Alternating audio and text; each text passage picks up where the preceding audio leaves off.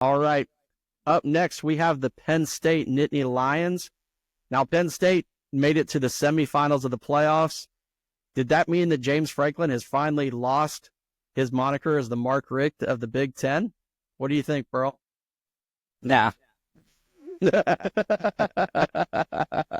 No, he's still it. He's still it. I mean, yeah, but they had a pretty easy path in the playoffs, so the whole notion around them finally winning a big game, I don't think that they have done that yet. They came really close against Notre Dame. It was a great game, but still couldn't pull it out. It was your typical James Franklin coach job, just doing great things and then nothing, and then crawling back at the very end to try to make it a close game.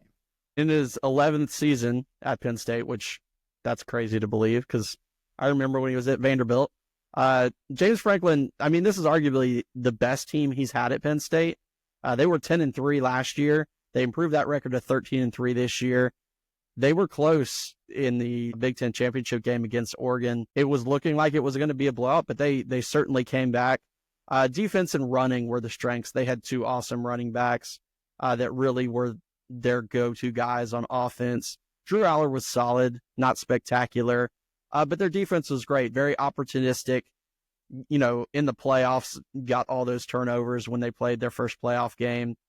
But at the end of the day, it's their inability to put teams away that kind of bit them a little bit. In their playoff games, they did jump out to big leads, but then kind of let their foot off the gas a little bit. And that's what happened when they played Notre Dame. They had a chance to, kind of take the lead and put that game away, and they didn't. So I still think at the end of the day, I like the comparison that James Franklin is the Mark Richt of the Big Ten. Next year will be his 12th year. Mark Richt lasted 15 seasons in Athens, so we'll see if he continues to stick around once they get to that 15th year. If they get there and they don't have a national title, at some point you got to say, is it ever going to really happen? And I don't know.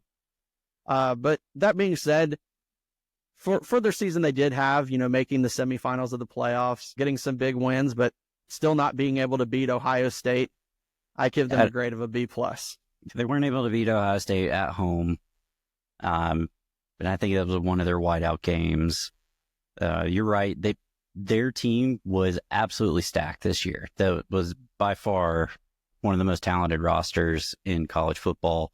I mean, just watching them throughout the playoffs, they had the two running backs, like you said. Drew Aller was very good until the Notre Dame game.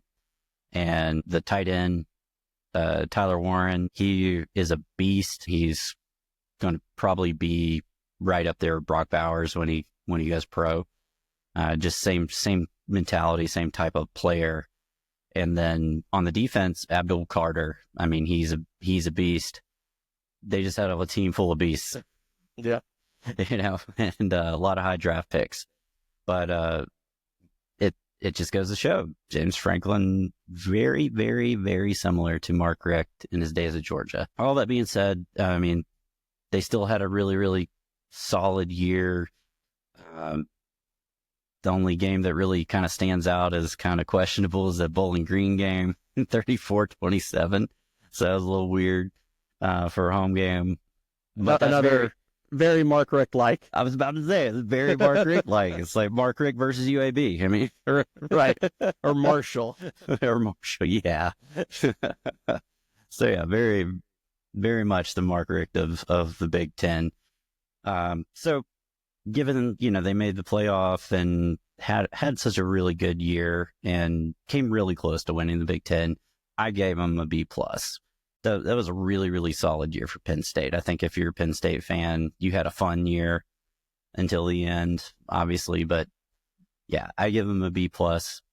As far as the finish grade goes, so since they made the playoff, that gets them a B+. So they were B+ all around. So Penn State's final grade for their 2024 season, according to the Nitro Show, is a B+.